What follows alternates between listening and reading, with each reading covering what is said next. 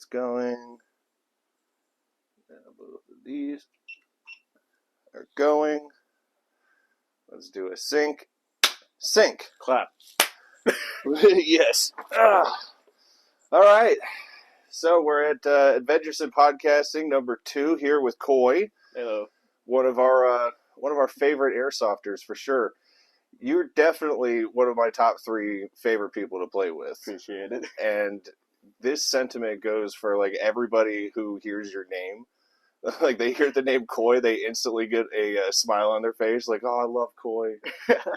So, why don't you explain to people why you've been keeping yourself from us for so long? We haven't played with you for consistently for like months. Yeah. So, Explain yourself. I got a lot going on in life right now. Right now I'm a full-time. I work full-time and I also go to school full-time.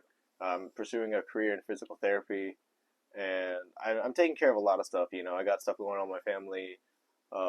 And I also got a girlfriend that, you know, I'm trying to build a future with, so I want to take care of her. So I'm juggling all of that. It's kind of just eating up a whole lot of my time. It's not like I don't want to get out into the field, Right?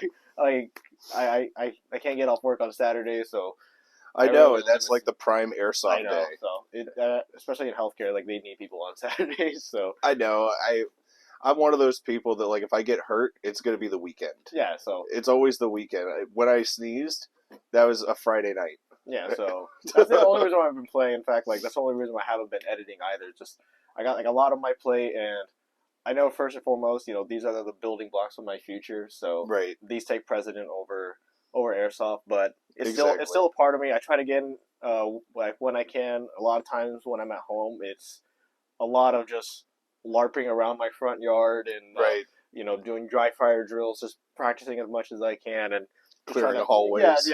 Yeah, exactly. Just like going through my house, clearing it, just kind of like getting those reps in. Just try to keep my edge, even though I haven't been playing. And Good. so, but yeah, I'm trying to get back onto the field, but my windows are very limited. So yeah, you know, with your schedule being busy on Saturday, that really leaves you only like Friday nights and Sundays. Yeah. Which is why we pretty much only saw you Friday nights at Gulf Coast Airsoft when they were open. Mm-hmm. But they're gonna reopen, by the way, everybody, to all the cameras. Mm-hmm. All right, it'll be like March, I'm guessing, but it is going to be the only indoor, air-conditioned and heated airsoft field in the state of Florida. Yeah. So it is going to be like an airsoft mecca here. So hopefully, fingers crossed, it gets open sooner rather than later. That way you can come play. Yeah, I'm excited. They showed me some of the behind scenes, which I won't spoil, but Yeah, I am deeply excited to get back into, you know, hop back into the fray and, you know, run alongside everyone again and right. just kind of see if I can keep my edge still. So Yeah, because I mean they're our sponsor. Mm-hmm. You know, we're both sponsored by Gulf Coast Airsoft, and with them being closed, it's yeah, I'm kind of just like twiddling my fingers and just waiting for, you know, things to kick back up because at least for my current living situation, I don't really have a lot of fields that are easily accessible for me to go to, and let alone on like a Friday or Sunday where I can actually go out and, you know, grab all my stuff and play. So right. I'm basically just waiting for the timer for those doors to open and, you know, get back into the fray. Yeah, is there any possibility of your schedule clearing up in the future for Saturdays, or is that something you don't have no control over whatsoever? I have no control over it right now. It's like it's kind of notorious in the healthcare field, especially, you know, hospital workers, where like Saturdays are like very rare to like get off unless I like put like a request off form in. So right, I'm kind of just, you know, stuck with what I got and just kind of have to do it. It sucks, but yeah, I mean you're the low man on the totem pole because you're still working your way up in the healthcare industry, so you're gonna get the crap shifts. Yeah, basically. But I kind of, you know, it pays my bills, keeps the roof over my house, so yeah, I can't really complain. Yeah, exactly. And I don't know if you've heard, but there's a new field that's opened up called Outdoor Extreme Hudson. It's like 20 minutes from here. Yeah. And they're affiliated with Outdoor Extreme Orlando. They're owned by the same entity. You know, these guys. Yeah. And I heard about it, and I'm trying to see if I can get a window to go. I think a friend of mine named Jack, he actually reached out to me, see if I can head out there with him. I think that's a Sunday, so fingers crossed I can keep that open. But yeah, February 4th. I'll have to double check. I know it's in the whole Valentine's area, so Yeah, well, I don't know what you're doing. Well, February I got a lot of stuff going on top of Valentine's. I got my sister's birthday that month as well, and then Right. Chinese New Year falls on February 10th. So Oh, that's my birthday. Really? Yeah. Oh well. What's the Chinese zodiac for that? Year of the Dragon. So dragons. Oh, snap! So dragons, this is your year. I've heard it's a good year. Yes. I was told that it's going to be a lot of new opportunities, but you got to make them count. Okay. Hey, that's what I was told. That's what I'm doing right here. I'm with only this Chinese by technicality. For those who don't know, I'm Filipino, a little bit of Chinese. Okay, I didn't know you had a little bit of Chinese. Like, you only have the Filipino flag. Somewhere down the bloodline, it's in there, but yeah, I don't know. Yeah, hey, it's all good. We're all kind of mutts nowadays. Yeah. You know, it's 2024. Everybody's gone everywhere. Yeah. The days of traveling by boat are over. Yeah. So. But so you're probably one of the people that I've known the longest in the airsoft world. I met you at when did we start playing together? 2020, 2019? Was it? I think it was. Holy Cows. Yeah, it was like 2020. I think it was November 2020. That's when like me and you finally started like running together. I know I'd seen you at. How long were you going to Holy Cows like previously? Like I started November 2020. Oh, so. Because I just. Yeah, I had to get out of the house and do something. I was going crazy. I started. I think I started in 2019. Okay. That's when I like really got into airsoft. I started off with Battalion for like my very first game. Yeah. I didn't go. Great I went to Wasteland Ops. That was also really fun. I played there for a good bit, and then somehow, some way, Holy Cows started being like my home field for the time being. Right. I kind of just ended up, playing there, and I kind of built up a community. That's where I kind of built my channel. For those who kind of want to go down the rabbit hole of my videos, you'll see that it all started.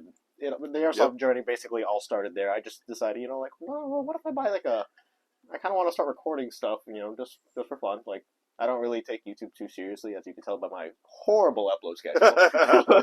Sorry here, about man. that, everyone. Same here. You don't have to apologize about anything. You got to live your life. Yeah, but what's it called? Like, yeah, and I started building up community. I made like a lot of friends there, and my name got kind of tossed around a lot. It was like, oh yeah, I want to play this guy. I know this guy. Yep. Kind of started building a reputation, and just kind of it was kind of like cool to see. Just I like looking back on my older videos and stuff like that, and just seeing how I've evolved. Right. Like over the course of this journey, like that's always fun. Yeah, like it's a time capsule. Yeah, you get to see like like my skills. You get to see like my gear progression, stuff like that. Which I brought my gear, which it's a topic I'm really fascinated with. I love sentiment of people building their equipment around of what they want to do. Right. And so I brought my gear just in case we want to dive into that rabbit hole, because I could go on and on about gear. Yeah, we can go into that a bit. So and just like seeing how not only like things change, like physically things have happened to my body, which forced me to like change my play style, and just seeing how I've adapted from a high octane run around and shoot the bad guy to a more slow and methodical approach to how I play the game, just due to circumstance. But people would beg to differ with that. Didn't you recently have a video that had like airsoft zoomies in it or something, where you're literally sprinting around? You see, I do that, and then immediately afterward, I'm sucking wind, and I'm regretting the consequences of my actions. Well, one of the things they don't see in the video is you're normally wearing like a gas mask. Yeah, so they see it in my videos. Aesthetically, it's great. Practicality-wise, unless they're throwing smokes, it is horrible. Like is it an actual gas mask? It's so it's an actual respirator, so it has a filter and everything. Okay. But it definitely restricts my airflow. So about halfway through the game, I'm so incredibly angry. Not at anyone, or like there wasn't like a cheater or someone that like like pissed me off, but like I'm just like I hate this. Yeah. And like rip off my filter, throw it in. I'm like, screw it. I don't care if I get my teeth shot out. It's just, I don't care anymore. Yeah. Oh. Yeah, it's crazy. Well, I mean, you're in the healthcare field. You'd figure if your teeth got shot out, it'd be pretty easy to fix it, right? It's dental, but yeah, my uncle's an orthodontist. If you have an issue with that, I don't know. I'm not gonna plug them, but yeah, if you know me and your tooth gets shot out, let Yeah, me know. I've seen that happen before. I think it was. Yeah, you told me Yeah, this story. yeah. Tell everybody the story of the So guy who got I his tooth don't shot know out. your name. Heck, I don't know if you'll ever see this, but Please it was like comment if yeah, you have if it you're this guy. was it was Wasteland Ops. I know it was for during the time when I was like bouncing between Holy Cows and like Wasteland Ops, just kind of back and forth. I remember it was like kind of like later on to the day, so it was dying down. So it was like a very small like 3v3, 3v like or 4v4 or something like that. Okay. Like just a like up on the top of the hill, just little TDM whatever. Yeah. And me and this one guy, I remember just like we pushed up, and he took the left, I took the right, and we're like peeking out, taking shots, and I see him just go boom and like recoil down. It looked like someone like actually shot him with a real gun, Oh my like God. in the head. Like he just recoiled down. I'm like, that's not normal. Yeah. That's a problem. And they got their arm, he's grabbing his teeth. So he got his tooth shot up, and it like straight chipped like a slash line like this. It's just sheared right Yeah. off. Yeah. Raymond. He was in pain, but he bounced back really quick. I applaud him for that because he was like, I think his mom or whatever, like this lady was like, I was like, oh my gosh, are you okay? Like, I got that London look. Yeah. so it was. Yeah, I mean, he took it like a champion. Oh my God, that's so like, good. Yeah, he took it like a champ. I was just kind of looking like, oh dear God. Yeah. So could also be that Canadian hockey player look, or just hockey player in general. I mean, yeah, hockey players try not to get vibe check challenges. Kind of hard. Yeah, they're tough guys. I'd like to have some of them in airsoft though, especially the ones that talk a whole bunch of smack that you really can't understand. Yeah, because you have to be a hockey player. Mm-hmm. But yeah, that's interesting to me.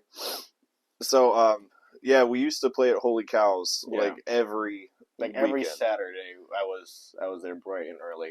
Yeah. So. It was one of the best fields out there. I know we were talking about going back there again to check it out. I was planning on doing it last year, but like I said, things came up and it just kind of like kept me away from it. Yeah. And then I also haven't checked in and seen how they're doing, but I kind of miss it for that's where Bonsai was formed for me. Yeah, I was going to ask you about that, the origins of the Bonsai. In case you guys don't know, one of the things that Koi is pretty famous for is leading the Bonsai charge, which is one of those things from World War II. If you ever played Call of Duty World at War. So yeah, that's when like the Japanese would just kind of like fix bayonets, and just basically no matter what, charge like into an enemy position, whether or not it's like a catastrophic loss of life or like a sheer win. Like no matter what, they would just kind of do it. It's like a kamikaze, but on land. I remember I have it when it started. I have the clip of when it started, and I'm gonna see if I can get that to you if you want to put it in. Yeah, if that's here, we're gonna put it in right here. So I'm gonna. It all started with attack and defend, and we were like right in front of like the hill. So the way that Holy Cows did it, like if anyone's ever played there, you'll know that they have like this back sand pit area with like a bunch of like pallets and obstacles like up front. And the defenders are in like this little dune they have to defend. Yeah. Keep the attackers out of. Attackers, obviously, their job is to, kill the defender, get in. So I remember like I was up close and just no one wanted to push that final line. And I don't know if I was like annoyed or I really don't know what was going through my head at the time, but something would just tell me, just screw it. Just run. Because like I've noticed that if someone's running and screaming in a general direction, usually for airsofters, we follow. I don't know the science behind it. It just kind of ends up happening.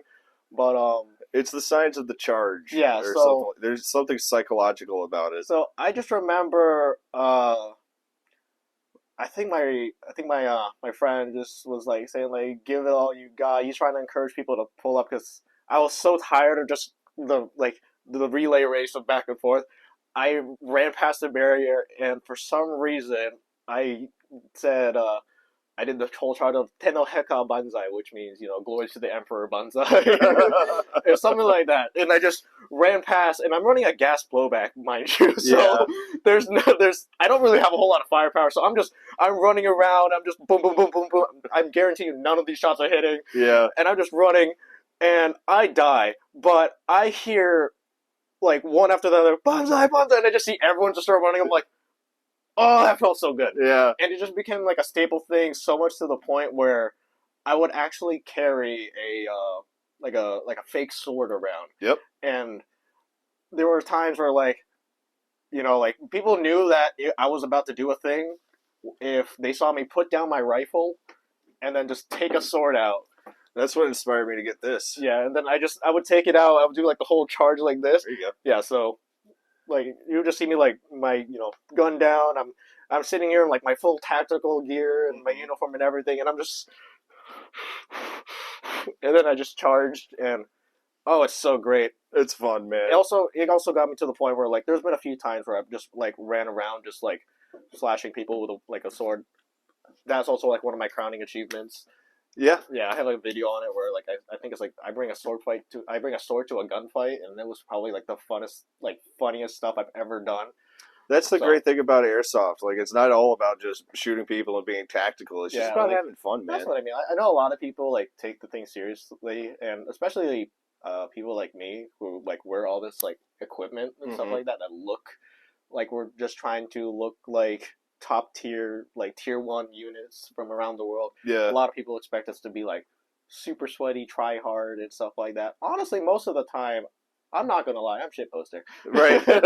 Like, I have people go, like, all your patches and stuff like that, they're all anime, quasi-hentai. So, like, here, if I pull it up, this, for example, right, is my main plate. This is my plate carrier. I use it for basically everything, no matter what.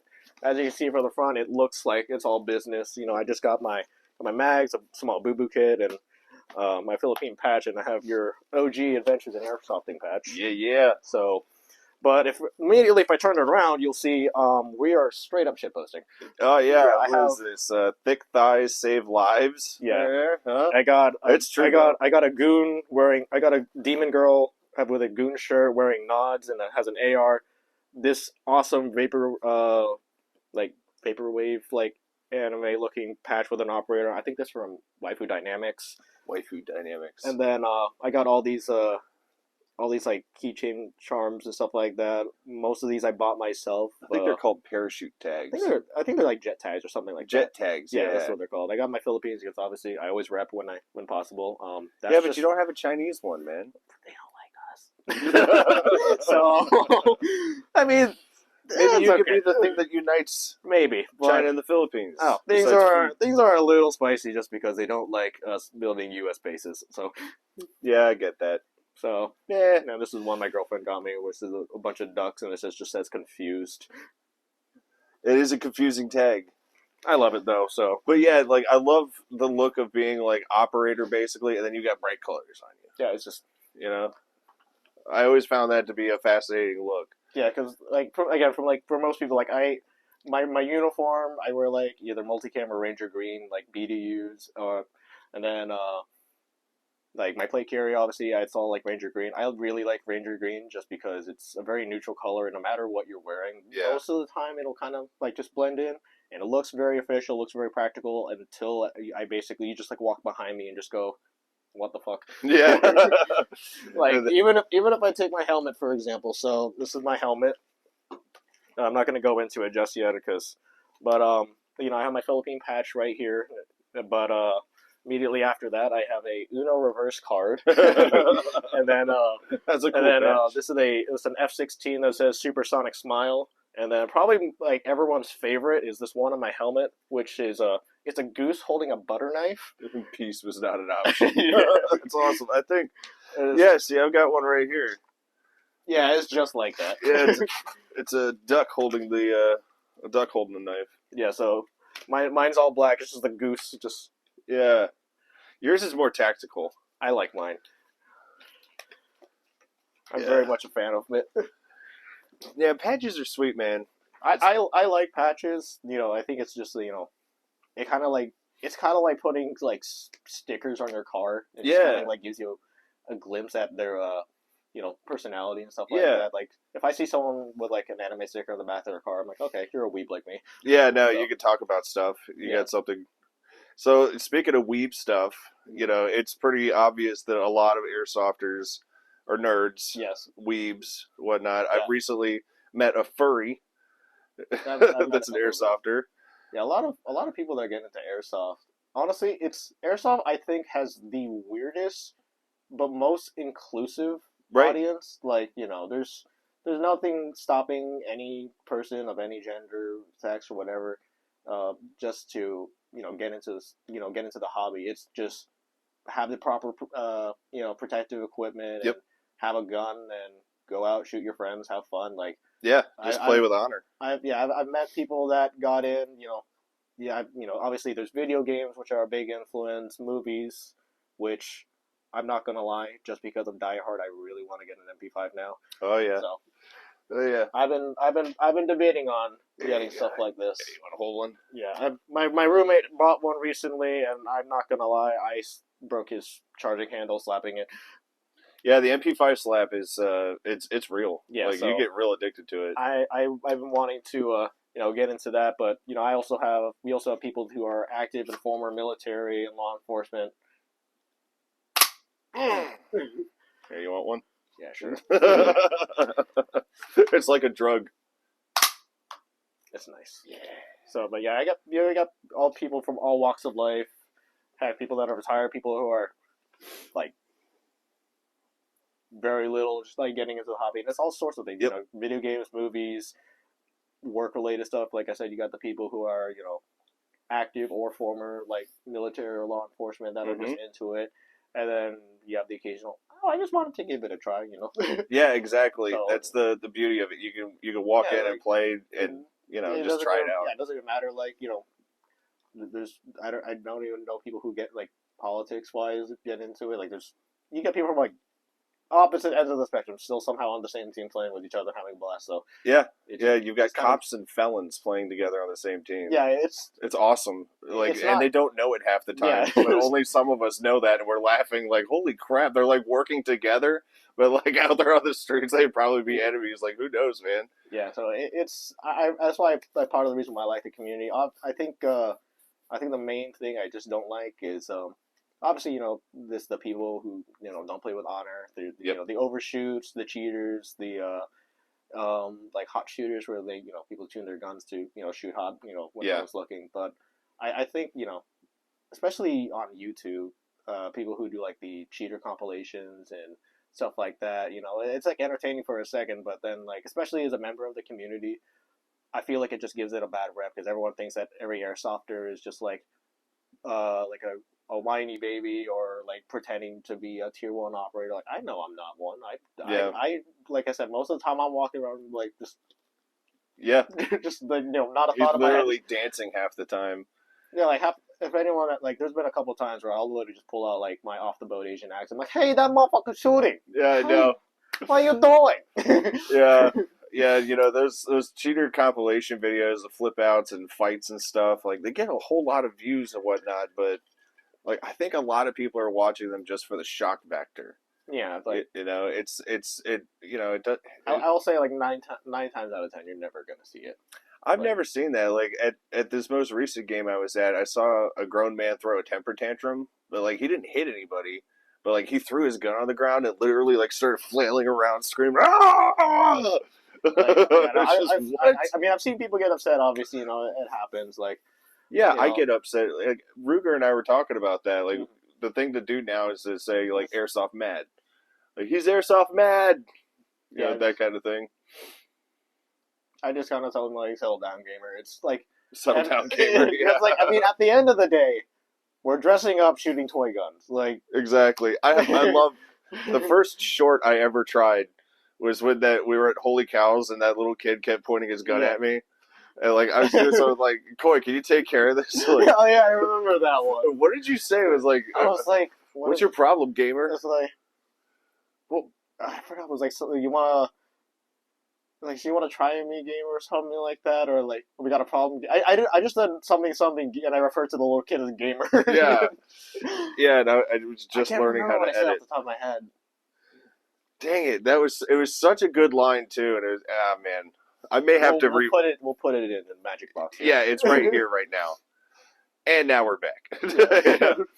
But yeah, Holy Cows is a blast, and whenever you're free to go there, I'm definitely gonna Yeah, go there. I Let's want to make a go. trek. Yeah, I want to go. I just have to free up a Saturday, which is almost impossible. I But know. I might actually just have to fill out a form and say, "Hey, can I go do a thing?"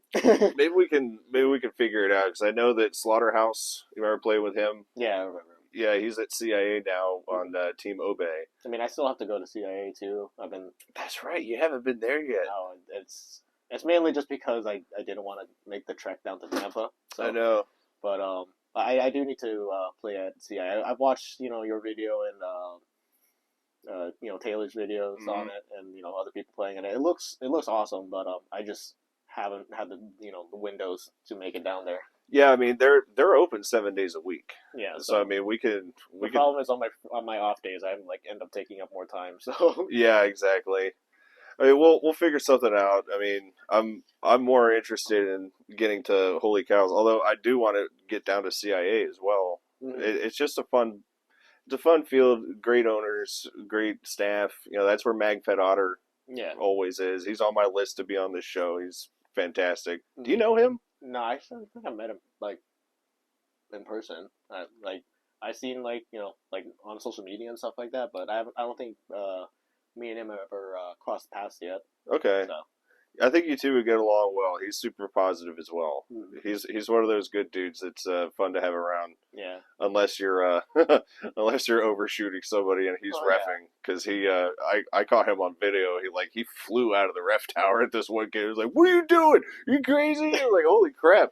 I never thought his demeanor. You never thought he would yell at somebody, but like yeah, I'm kind of the same way. Like I rarely like get upset, and I especially don't like getting upset in front of people just because like it's an ugly side and I don't like people seeing it. And I get upset with myself just for, like why are you even letting yourself get like that? So, right. Like especially for me, like I've just kind of like learned to like no matter if it's airsoft or if it's life, things start getting a little like frisky or like little heated. Yeah. Just take a step back, reset your mental. Just kind of carry on. Like Yeah, it's just a game, and it's a game that you're paying to play. yeah, exactly. So, So unless you're one of those people that's like a masochist that likes to get angry at stuff, yeah. it's just kind of silly. So, But yeah, let's see. Is there any field besides CIA that you really want to get to that you haven't played at yet?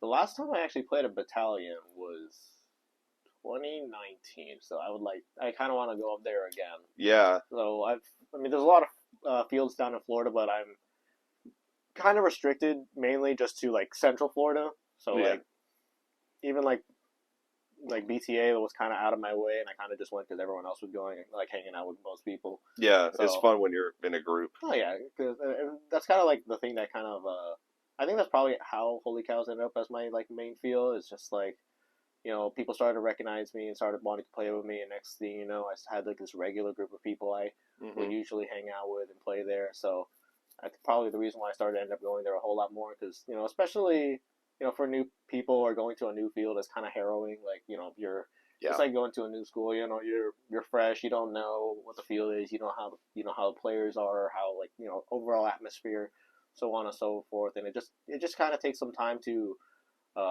find your groove and kind of connect with people. And that's why I like airsoft. It's a social sport. I've made like a lot of good ties with like you and a bunch of others Oh yeah. that I would consider like more than just like people like to go play airsoft, but like actual friends. Yeah, So- it's beautiful because it's not something that you think is going to happen. Yeah. But it kind of grows organically. Yeah, so like who would ever thought that in simulated gunfire that you would like, oh, that guy's cool. Yeah, exactly. Even though that guy's going to be shooting at you in like Like, 30 minutes. Yeah, like he's gonna switch teams, and he's like, man, he's not cool anymore. Yeah, exactly. Now we must kill each other. But yeah, the community is something that's fantastic. It's great when you find some friends. Yeah, and it's also cool like finding your niche. Like I've seen like a lot of like new players that they watch like Novrich and all like the big name like Hmm. airsofters who like they're like, oh, I want to get into sniping and stuff like that. Honestly, I just play a little bit first, find your own groove. Like Yep. I know people that like they start playing, next they turn into like a speed softer, or you Hmm. turn into like a milsimmer, or you turn into like a just like a weekend warrior, or you just turn into me where you have no idea what you're doing. You're just kind of there and you're just there to look cool and shoot stuff. Yeah, So same here. It's fun to be kind of ambidextrous in that way that you can yeah. play all different styles. Yeah, and that's why like I want to keep expanding like my like not only the fields, because that's why I like bouncing around at certain fields, because you don't get stuck into like the same same rut. That's kind of why I Yeah. kind of got tired of it. Holy cows! It was just kind of like the same play style over and over Hmm. again, and that's why I started bouncing around other fields. Like this one has medium and long range engagement, so I have to adapt my play style accordingly. Like my rifle can only shoot so far, so Right. now I got to play this differently. Or at GCA where it's all indoors, so now I can play a certain way, but now I have to watch my speed and I have to think about every step I take, because there's a corner, there's a window, there's Right. people are flanking, everything, and so on and so forth. You have to just kind of Yep. keep processing that information in your head that you're like walking through. So Yeah, you could be walking back to respawn and you step on a grenade. yeah, exactly. It goes off. Flashback. Yeah, that was a fun video. There you go. So But yeah, it's an interesting thing. and then that also like honestly kind of like reflected on how like my gear progressed too. Like when I was like at Holy Cows, it was a lot of like medium to long range engagements with the occasional up close fighting, but Hmm. most of it being like long range. So my kit, I didn't really have like a whole lot of equipment for. It's just a basic plate carrier with some mags and stuff like that. But more and more I became like an enthusiast, and I am starting to dabble more into real firearms. I Okay. started setting up my equipment more accordingly. So I have it set up for like squad tactics, and my plate carrier has dramatically changed from like when I first started, playing the game to versus where I am now. And I think that just kind of not emulates, what's the word I'm looking for? Kind of like displays how you evolve as a person. Just Yeah. seeing how you're like again, like how I talking to earlier, how in the beginning you think this is great, but you're constantly like learning stuff. You're constantly trying to like theory craft a lot of stuff, a lot of research and development. Like Hmm. what works and what doesn't work. If I put this pouch here, is it great? Is this pouch good? Is it, or do I really like this gun platform, and so Yeah. on and so forth. Just a lot of that comes with time and money. Especially if if you ask either one of us, hey, how should I what gun should I get, or like what should I put on my gun, or what upgrades? I'm like, well, I personally really like this rifle, but Yeah. but Like this right here. This is my preferred platform right I now. should have brought my rifle with me, but Yeah, it's okay. Well, I mean, you're going to be on again. yeah, It doesn't much matter. But I mean, it's the GNP multiple objective training system, the MOTS. mm-hmm. And I mean, this, I don't know if you've seen this yet, but this is the new Striker optics. You want to check it out? That's a clean window. Yeah. I had to put this Yeah, because that protector got broken, but I'm going to have to swap that out. But I mean, like that's just my preferred platform, but yeah, people go all crazy stuff. yeah. Man. I get people like, oh, what kind of gun should I get for like like starting out, or like, do you have any recommendation for upgrades? And even upgrades, a lot of it just comes down to you kind of need to find what's comfortable for you. A lot of people like those lightning fast guns. Oh yeah. Or like guns that shoot like crazy fast full auto. Me, I just like a snappy trigger because I'm typically a semi-auto player at heart. Like no matter what, I'm always on semi. Same. I Like, can't. The only time I play full auto is with the minigun. yeah, so a lot of it just comes down to finding your niche and finding what works for you. Because at the end of the day, what works for me may not work for you, and vice versa. Yeah. So, like, yeah, that's really about it. Like, just kind of find what's comfortable for you. Like, go into a store, go into a store or try out different platforms. I just wouldn't get a sniper first. Just Yeah, that was my problem. yeah, just like just get like get something that feels right in your hands, and you can play around with. And especially here in North America, the AR platform is super dominant. So you're probably good just buying like an M4 or AR style one or PCC that's just up to your liking, that fits what you need. And then you can worry about, okay, what accessory should I put on it. Well, that depends, your play style or how you like it. Like, do you Yeah, need the scopes and stuff like that? Oh, if you're playing in like an indoor field, probably not. But yeah, and that's a nice thing about being around a whole bunch of good people. Mhm. They'll let you try out their guns. Yeah, They may like, not let you play a game with it, but they'll let yeah, you, you know. I've done it with a whole lot of people. Like, hey, you wanna like look how good like these like you want to see why I really like these iron sights? Man, oh my god, like look how cool that sight picture is. It's awesome. Oh yeah, I love this thing. It's but then again, it's at the end of the day, you love it, but the other person, do they? No, it just doesn't fit in their hands, like, or doesn't really feel good. Like, just not their taste. At the end of the day, cool. yeah, And that's kind of the beauty of it. And I that's one of the things I really love about airsoft is just that satisfaction of, oh, I figured out something that works for me, and that pushed me to my next level. Just continuously honing your edge and evolving yourself as a player, your kit, your play style, and learning how to adapt and just really press your skills. I think like the reward that you get for like when it pays off at the end of the day, like you win an engagement because everything was just right. Your equipment, your gear, hmm your skill set, the reward that you get is like, heck yeah, it was my skill set that or whatever my I set my gun up just right to be able to execute properly. yeah. So I remember one of my first victories was just being able to pull a magazine out of my plate carrier and get it into my gun, mhm. and then also put my empty mag away, and then get back to firing. And it was all less than like 5 seconds. Oh yeah, it's That just, was a huge moment for me where I felt so tactical. yeah, it's the same thing with me. Like, uh, I'm really big on like CQB. So like like when I started getting really good at like handling corners and like winning my gunfights there, I felt like really good. I'm like, heck yeah, like my practice. It's like your efforts, your practice have finally worked. Like have paid off. Like, Yep. hey man, that was all you. That was all skill. Good job. So Yeah, are there any like videos that you watch on CQB tactics that people may want to watch at home? it's really in depth. There's what's the name of the channel called? I mean, I may want to watch it too. UF Pro, I think is called. They sell like gear and stuff like that. They have this whole thing of like the pros guide to CQB, and I've used that as my foundation, and I think that's what a lot of it. There's a lot of good. I'm gonna tap into the subject now just because it kind of relates to the topic. Okay. There's a lot of good information on YouTube, and with the same token, there's a lot of bad. But what I like to do is just dissect that information and just try to see what works. People, like I said, people have set up their guns this way, hmm so I'm like, okay, I'll try it. It doesn't work for me, so cool. I'm Yeah. not saying that they're wrong.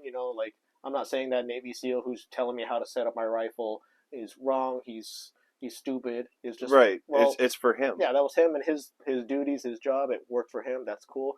It just didn't work for me, who was a airsofter. Exactly. We're not going to need this like IR scopes. Like very Yeah, few exactly. people have Like, that kind of stuff. yeah, so like so I've used that as my foundation of like how I should handle CQB, and that's why like my friend told me this where like the moment game starts, he kind of just sees me like my autopilot just kind of locks in and like body posture and just how I'm like handling certain stuff. I don't even realize I'm like walking and like doing stuff certain ways until Right. like I see it from someone else's point of view. I'm like, oh, that's what I look like. Yeah, I like do when you're this stuff. duck walking past with two Yeah, blocks. exactly. So That was hilarious. I regret so much not putting in duck quack sounds. When you go, whack, whack, whack. you put that on a short then, just go with it. But there's another one I think GBRS. I think they're like a training group on. They have their own like guide and like mission set and like how they handle CQB. I actually really didn't work. I didn't really like their style. Not saying that they're wrong or unqualified to teach their information. It's just from my philosophy on how to handle situations. I preferred UF Pro's approach to it. Why And is that? so UF Pro very adamantly did the whole thing of they really promoted like the slice the pie mentality, where basically if you Okay. treat a corner, basically just slice it and just you want to take little bits at a time, so that way your mind can like process that little information before you continue going on. Yeah, I've got a whole patch idea about that called Pie or Die. Yeah, so there's that one. GBRS did PAN, which is basically you do the same thing but in a continuous motion of walking. The main reason why I didn't like that is just because there's been a lot of situations for me where pieing saves me, and it's the footwork that came down to it. So if you're like if you're pieing, I like to do like almost like a crab walk. You don't shuffle, just kind of crab walk. Yeah, you just But tiptoe but pretty there's much. been times where like the reason why if I'm crab walking, oh that's my phone. But like just Do you kinda, want a prop? yeah. So if I'm so the reason why they did is because they do it like this. If this is a doorway, You gotta come closer. yeah, this is a doorway, right? They're treating it as if the pen is this.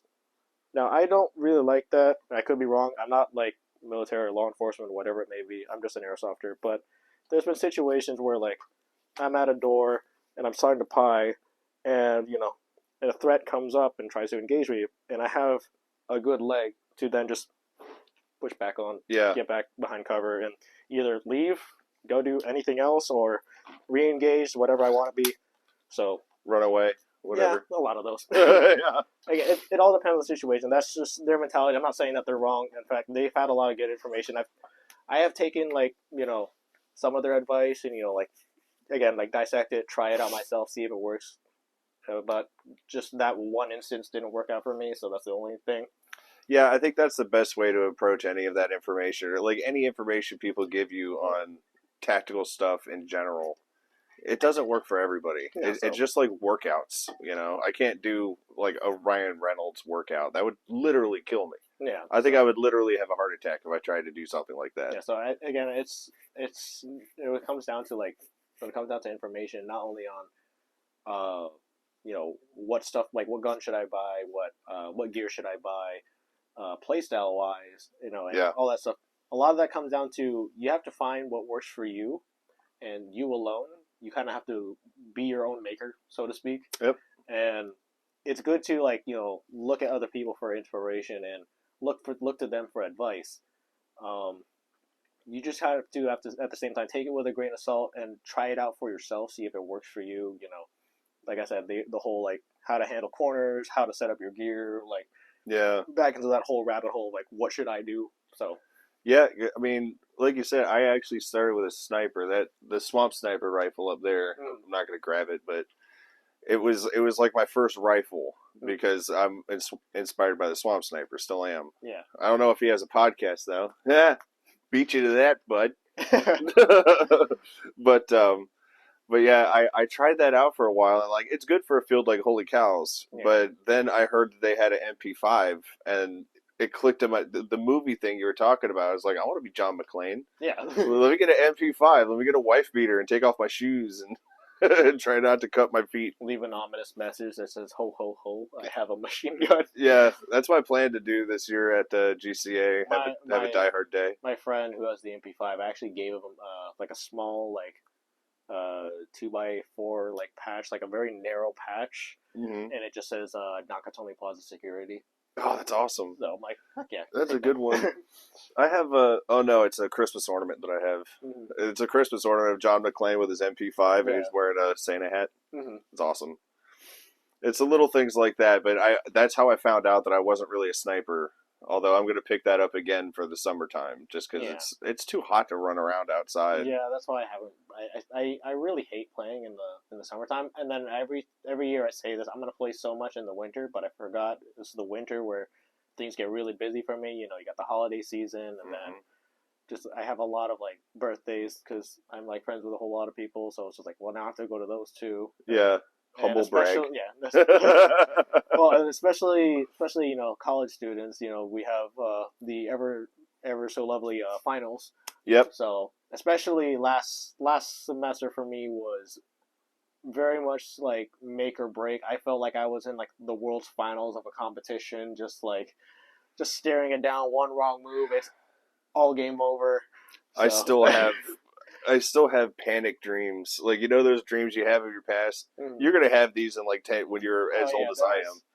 There was times where like my girlfriend was over and, like she wants to spend time with me and I'm doing practice quizzes till 3 a.m. of just like, okay, so this part of the body is this, yes. Okay, if this word means, okay, twice a day, this one means he can't have anything, just like, okay, this abbreviation means this disease does that, and okay, this part of the body is over here and it does this. It's just just constantly like just running it through, and just over and over and over again, just like drilling it in, and Yep. by the skin of my teeth, or in some miraculous miracle, I pulled through. I'm like, thank I don't know. fuck. I have fever dreams about my chemistry classes because I was never good at that kind of math. Yeah. Now I am because it's a bit easier. And, I've been doing it for a lot longer now, and Yeah. also to be honest with you, most of that stuff is done at the lab now. I don't have to do it myself, which is Yeah. fantastic. But I still have those late night dreams where I wake up in the morning. I'm like, oh my god, I missed my exam. I was like, I'm 37 years old. I haven't been to college in like I think 15 the years. funniest thing I had during my finals was, like during my finals prep, was there was a night, I think I was on call with my girlfriend. She was staying up all night playing The Sims. Okay. Yeah, but she was like I was doing my usual thing of testing myself and all that jazz. I think it was like the day before. It might have been the day before, but I remember it was like, oh, it's late. It's like 3 or 4 in the morning. I need to go to sleep because I have this test that I gotta go take. Yeah. I woke up in a cold sweat, like literally an hour later, like, oh god, like I need to study more. And then like I hopped on, I like did like 1 or 2 more practice tests before my body's like, hey man, go to sleep. Yeah. So and then like just kind of forced myself back down. It's hard, man. Your brain, it's such a weird thing. It's such a weird thing. Sometimes it just will not shut up, even though you're supposed to be in charge of it. Mhm. But you're not. It's in charge of you. It's such a weird thing. Well, you know about it. You're a aspiring physician. Yeah. So. But yeah. So, is there any like dream field or dream event that you really want to go to? I do want to go to like those like big like milsim ops. So one of these like the ones you see like desert Desert Fox. Jet Desert Fox Yeah. play, and like go to like these big fields. I really want to play abroad.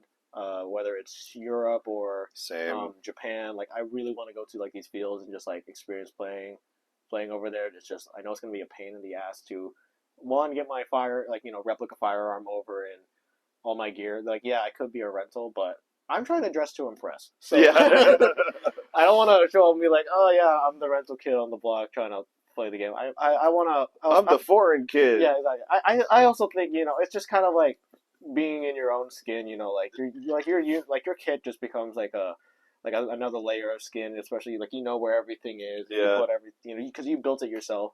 So when you're playing bare bones without your equipment, like without your attachments on your gun that you're used to, and you don't have like your gear and stuff like that. Like part of the only reason why I had the courage to even do like dumb stuff like bonsais is because I was wearing this. Yeah. Like, So just wearing the plate carrier and knowing I could take like BBs here and not feel a thing. yeah. And I still call my head because I hear it, but like just having that like courage to like go do that stuff. The moment you take this away from me, I am probably gonna be a more passive of a player because I like my nipples. Yeah. Dude, same here. They always shoot me in my love handles. I was about to say it's always your love handles that they always shoot. I know. I'm going to the gym. I'm working on it. Ruger, we're on a text chain now. You're welcome to be on it if My you want to. hospital is my gym. Like Okay. I you're always walking around, aren't you? It's so much cardio. Yeah, today I've done like 9,000 steps. That's not too bad. I've done more, but like I have to lift patients. Like I had a patient who was like twice my weight, twice my size, full dead weight. So I'm just like, come on, man, come on. So just try my best. It just happens like all the time. Like because are you working at an old folks home right now? No, I work in a hospital. A hospital. Yeah. So like, Okay. there's been a lot of times where like, hey, you want to help me out with this patient? She's like 400 pounds. I'm like, that's a lot of woman. That is 3 times my weight. I don't know what you expect of me. I'll do my best. Yeah. So, I'm actually surprised I haven't thrown on my back yet. So, God, that's the one thing I love martial arts for. Is just it taught me how to have good foundation and really good body mechanics. Same. That's what I'm really trying to get back into. Like a lot of the foundation of my workouts is from learning kung fu when I was a kid. So like I did taekwondo when I was when I was little, and I made it all the way to black belt, and I don't really practice it a whole lot more. But like I said, there's certain things that just you've done it so much it just becomes like it's just like natural to you. Yeah, it's just So what you like, do. so like, That's how you learned like it. just having body stances and good, body stance and how to where to place your feet and just overall good body mechanics. I think that's the only reason why I haven't gotten a catastrophic injury at work yet. But So what? I'm curious to ask you this because like I find myself doing this. Like when I'm pieing a corner, I don't like step to the side. I actually like swoop my foot around like you do yeah. in martial arts where you're like going like that. So You the know? only reason why I do like that, and I don't know if he explained it in the guide or not, is just when you're kind of doing like this thing with your feet, he tells you like not to shuffle, and the main reason is the whole pushback thing. It's just as you're coming along, is if you ever need to bail back behind a corner, if someone comes in, like you don't know how to react, whether friend, foe, neutral, whatever it may be, it's just it has that leg to like very instantaneously Yeah. push you back behind cover and you can like reassess the situation from there. And there's also the whole thing of proactive versus reactive. Now you are, it kind of switches the dynamic. Now you're proactive and he's reacting to you versus Right. you're reacting to him and he's proactive. Yeah. So you want to be proactive in fights. Yeah. Exactly. So yeah, is there a specific game overseas that you want to play, or is it just you just generally want to play I think I overseas? just generally want to play overseas. Okay. Like I've seen like Europe where they're playing in like abandoned like factories and stuff Yeah. like that. That looks so incredibly cool, and I am Yeah. high key jealous that I don't get like places like that to play in. Same here. I mean, the closest we have to that is like a GTI Mhm. up in South Carolina. Yeah, Yeah. Cassavac was pretty sweet, yeah. but it's But not. those usually like big events and stuff like that. They play like every now and again. Just Yeah. I'm like, man, I wish we had something like that. Like, Yeah. Like I really do wish that a place like Cassavac we'd be able to play at like once a month. yeah, I would love that. That would be so sweet. Build some barracks there. Just have people just stay on site. Have like a bonfire area Mhm. designated to that. But I've seen games that they play over in Europe where it's basically a World War I simulation where it's all trenches. I've seen like the I think one of the like channels that was like really big for me, especially when I was like really little and like getting into the hobby. Scout the Doggy. Yeah. I think his name. Yeah, I think watch something him. like that. Like, but like seeing these people play in like the woodlands and stuff like that. Yeah, Like in trenches, it looks the overall atmosphere just seems like so cool to play in, and I like really wish I like had the opportunity to like play in those areas versus like not saying the fields here are bad. It's just I think those are awesome, like cool stuff to play. yeah. It's cool to us because it's unattainable. Yeah. You know, like it's really hard to get to. Just like I'm sure that there's people over in Europe that see some of our fields, even here. Yeah. They're like, oh man, Yeah, I want to play. I had people. I think like if I remember, I think it was like from Argentina or something like that. He was like, he commented, but I was able to use like translate. He was like, "Oh, this is cool. I want to Yeah, play here." And I've had like a lot of like I surprisingly have like a decent amount of foreign viewers. I think like I have like a good like 3% of my entire like thing is like I have a lot of viewers from Asia, like in general. Like I've three or four of them are from like percent are from Japan, and I have like Thailand and stuff like a lot of Southeast Asian and Asian countries, and then I think British and German are also up there for me. And the rest of them is mainly U.S. yeah. So it's just kind of cool to see people tap in. I remember you telling me about that. I looked into it, and I have a lot of people that are Dutch that follow me, and then I've got a lot of Asian people that follow me. Yeah. And I remember somebody saying like, "Oh, well, it's because Koi's always in your videos." They always see an Asian guy, so it's like, "Oh, there we go. I'll follow this guy." I knew it was well. If you see the ever so lovely bright reflective patch, if I pull this up against the light properly, you'll see it just absolutely blinding. Shine, shine. So I don't know what compelled me to put a high vis Filipino patch on the center of my chest. It's fun. It's there. It's been there. If you ever get a good look at it, you'll see how absolutely worn out it is because I've thrown myself at the dirt upon numerous occasions, and it's just it's really beat up and worn in, and I want to replace it, but at this point, it's been a part of my journey for so long that I kind of don't want to. It just want to keep it with me. Well, do you want to try out one of the new Striker plate carriers? It's right there behind you. That one or no, the black one? Oh, this one. Yeah, that's the brand new one. It's the Gen 2. I'll take a look at it. Yeah, let's see what you think. I also came up with A catchphrase for Striker. Oh yeah, this is the one that I tried on. I think when they were doing that build, right? No, you tried on the first gen. This is the second one. Ah, okay. There's a couple differences now. Yeah, this okay. So their play carrier is actually very similar to mine, with the exception of this placard, which seems very rigid. Definitely no, I actually feel like really quality. Yeah. Like I could tell that's pretty good at retaining stuff. Yeah, when I brought my chest rig over to Grey Wolf to let You know what the cool thing is if I wanted this part with mine, I could just you can just unclip it and put it right on. So my plate so carrier, long as the clips are the same ones. yeah. So my plate carrier is very similar to the one that they built, which I don't know if you ever watched his. Whoops, I'm not in frame.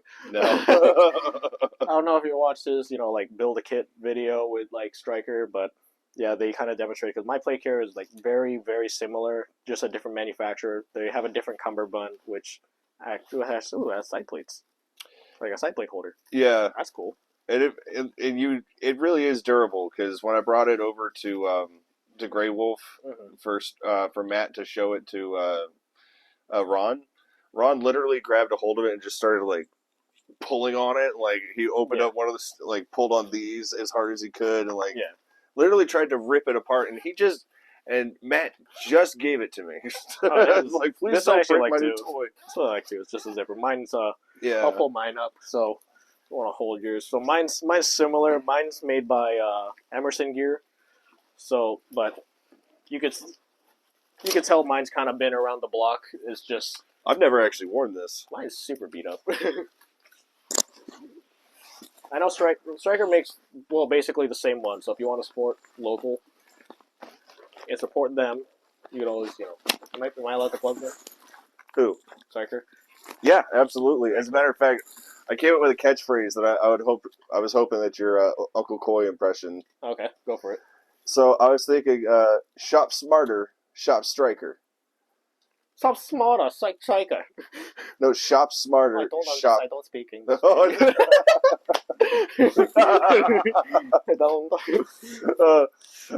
God, I love that accent so much.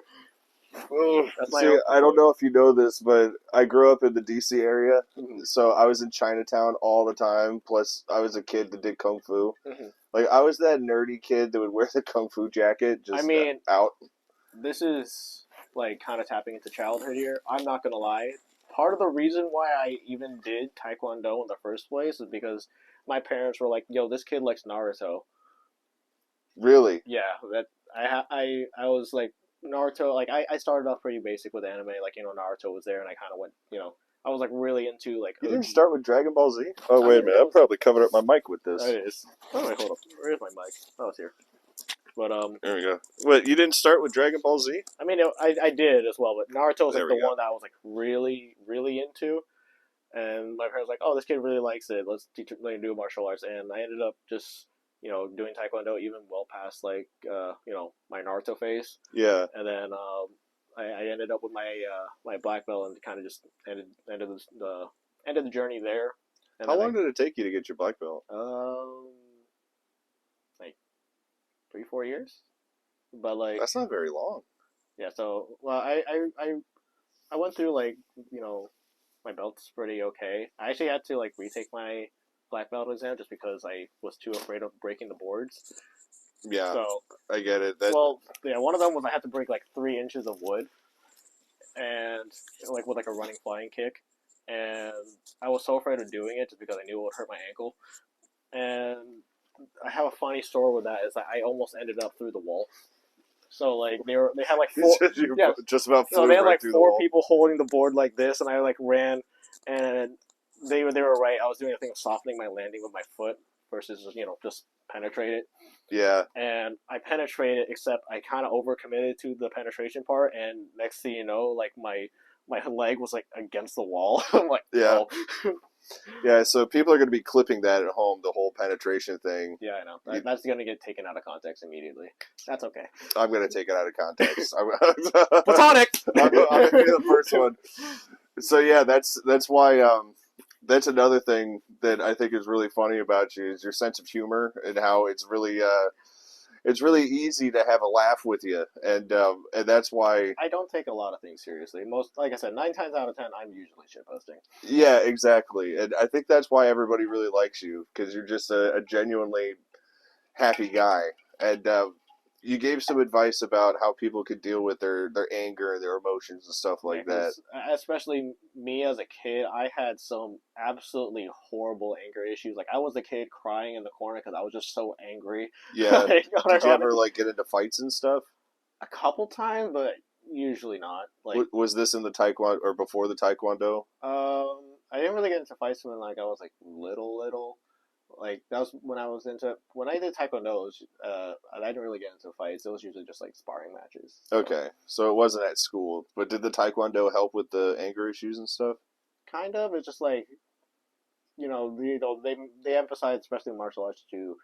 It's not so that way you have the skills to beat up a guy. It's for self defense and having a good mentality. And I think, to be honest, a lot of it just came with age and maturing. Like looking back now, a lot of the stuff I did was like really immature and really stupid. And to be honest, I'm still stupid. But I think we all are. We all play airsoft. Yeah. We all have that stupid side. Yeah. But at least like I think now I have the self awareness to like look at what I'm doing, like look at my actions, and I can if I'm upset at something, I'm like especially after so I'm like okay that was stupid, like just. Like it sounds so cliche to tell people like okay just breathe in, just take that step back, like have that mental reset with yourself and just kind of like why are you even acting like this? Yeah, like just yeah, it's hard when you're in the moment to do that sometimes. Yeah, but I think that's when it's nice to have teammates and other people around you to kind of pull you aside, like, hey man, you like calm down. You wanted to walk because I've personally grabbed people and like dude, we need to walk off. Yeah, no, there's been a couple times where like I've done that too. It's just like, hey, like this ain't worth it. Just simmer down. Like just take to set this game out. Mental reset. Yeah. Like heck, you want to go grab food? Yeah, that's a perfect thing. Like grab food. We'll talk. Just at least distract them. Don't let them dwell on it. Don't let them get fester in the anger. Just let's go for a mental reset. We'll go in. Next game will be better. Just kind of go into each game with a fresh mindset, fresh game. Exactly. It's a new game, new opportunities. And now there's problem players. That's going to happen, but don't make it your issue. Right. Exactly. The only way for making it your issue is if you want to help the guy out, or the gal. I've seen ladies freak out at airsoft too. It's rare because women are rare in airsoft. Yeah. But you got a girlfriend. How come you haven't convinced her to play airsoft yet, man? She wants to build a kit that's really cute, and so. Did you see the uwu gun? Did you see the uwu gun? No, I haven't. The pink one? Yeah. Well, no, the one that talks. It says uwu every time you pull the trigger. One on YouTube? Yeah. Yeah, I saw that one. But no, she just she was like not like that like too into it. She kind of just most of the time she's just tagging along just to support me, and she wants to spend time with me. Yeah. So she's usually a fixture at GCA when you're there. Yeah. So she just kind of hangs out, and she's just kind of there to support the hobby. Occasionally she'll like plink with the guns, but most of the time it's just kind of she's just there because I'm there. And she wants to hang out. Yeah, I think that's fine. I'm hoping we're gonna have more people that can bring their families and just kind of hang out. I got my whole. I have a funny story about that. I have a friend that I met in college. I introduced him to airsoft. He introduced his family to airsoft, and they went down the rabbit hole way deeper than me. Like they know how to tech. And I remember, we did a private game, like just me and his family and stuff like that. The problem is, I think at the time I was playing Holy Cow, so I'm used to just run and gun, the high speed, high aggression, keep the pressure on. But they are hunters. Oh yeah, so they sit back and wait. So I really really enjoyed it because that was like one of the first instances of I really have to think and adapt, change my play style, and in order to like rough and tumble with these guys. Right. And it was a lot of fun, and like just like seeing like myself like okay, this is way outside your comfort zone. How are you gonna react to this? Yeah. And just I fared out pretty well, and it was a lot of fun playing with them. So That's awesome. It's fun playing with all different kinds of people. Mm-hmm. Like, have you? One of the contemporaries of you that I would imagine would be this guy named Holiday. Do you know Holiday? From He usually plays at BTA. I don't think so. I don't really I never really frequented BTA. It was just like a once in a blue moon kind of visit for me. Okay, that's another guy that I feel like if you and he, if you two got together, it would be, for one, hilarious, and for two, it'd be super positive and really fun on the airsoft field. He typically does dress up stuff a lot. Like I know you didn't bring it today, but you have your whole Ronin kit Yeah, I that you're have putting together. like samurai armor that actually attaches to this. Yeah, It's heavy as shit, but Yeah. it looks awesome. it does look awesome, but like I do think that you and Holiday would. There's just so many different players that are like Holiday. You know, obviously, I want you on the podcast, but there's so many different players. Like I'm shocked that you and him don't know each other. You know, like I feel like you two would get along. Like I don't know Holiday very well, but from what I know about you two, the way you play and stuff like that, we've heard because he was doing like on the whole Cocaine Bear thing. He was wearing like really short shorts and playing, and he'd have like like fake cocaine that he'd just like shove in his face. I And start shooting have at some people. stuff planned for like later this year when I am able to play. Like I've been really wanting to get like one of those like rideable dinosaurs, like Yeah. the inflatable ones. Yeah, I where, want like, the alien one that's yeah, I abducting want to him. get one of those, and because I for the love of God, I saw it on Facebook, and I can't find this clip ever again. It was like this, like these people who did like a dynamic entry into a room, and they're wearing like.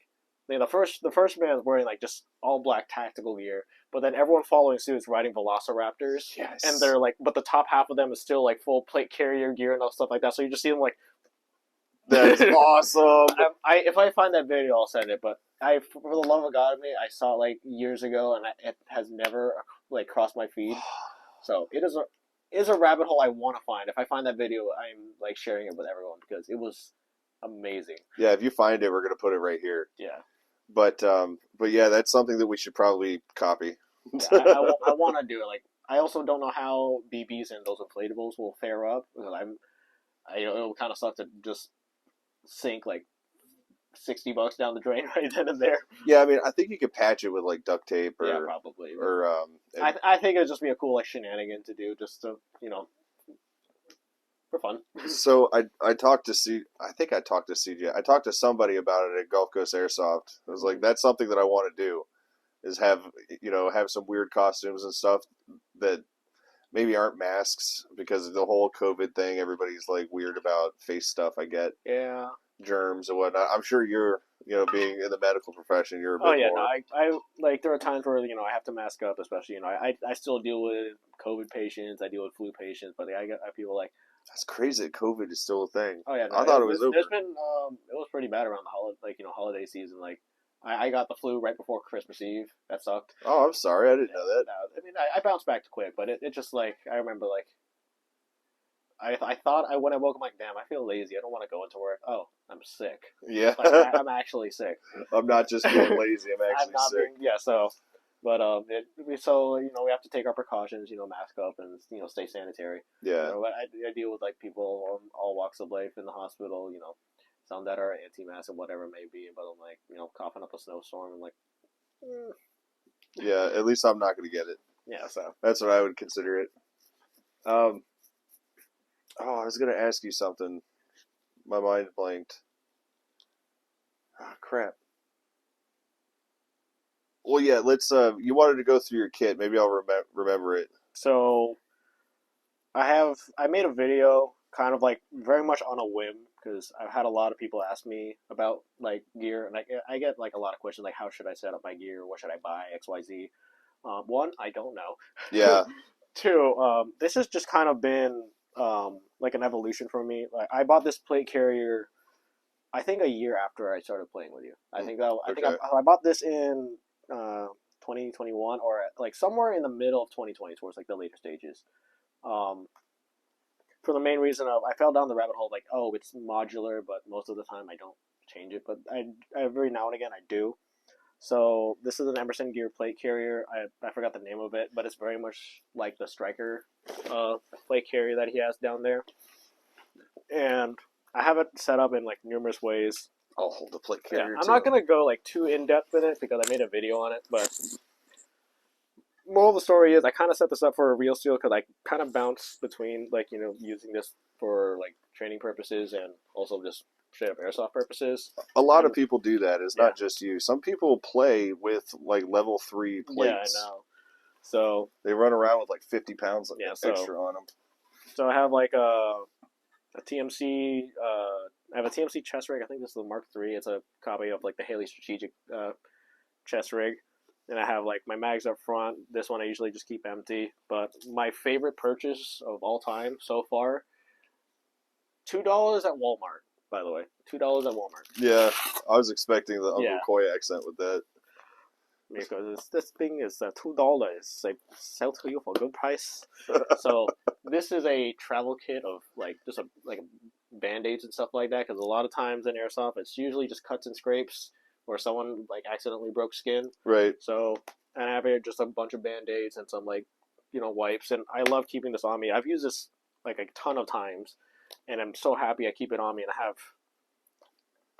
Oh, yeah. I keep your sticker, by the way. Represent. I need to get more stickers to give away.